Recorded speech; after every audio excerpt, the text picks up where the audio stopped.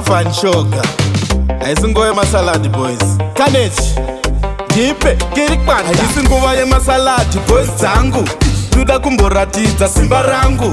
Ndikuda kurova mangoma zvekuti zvitunda zvichamuka zvojamba ngoma rangu. Haisi nguva yemasalad boys dzangu.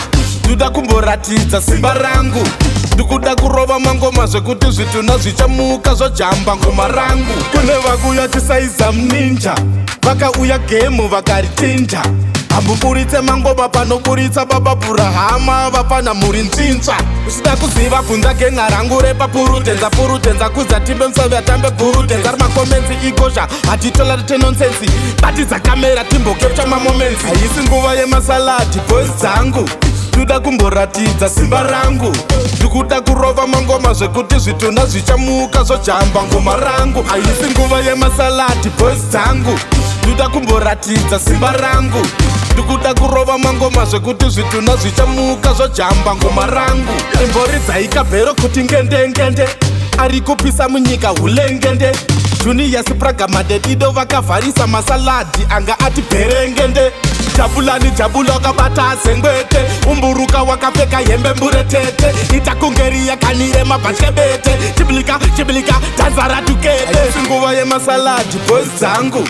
Ndoda kumboratidza simba rangu. Ndikuda kurova mangoma zvekuti zvitunda zvichamuka zvojamba ngoma rangu. Haisi nguva yemasalad boys dzangu. Ndoda kumboratidza simba rangu. Ndikuda kurova mangoma zvekuti zvitunda zvichamuka zvojamba ngoma rangu. Kune vakuya chisaiza mninja, vakauya gemu vakaritinja. Hambuburitse mangoma panoburitsa baba Burahama vapana muri nzinza.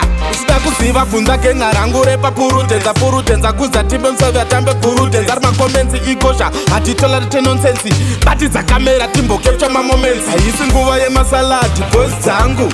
Ndoda kumboratidza simba rangu. Ndikuda kurova mangoma zvekuti zvitunda zvichamuka zvojamba ngoma rangu. Haisi nguva yemasalad boys dzangu.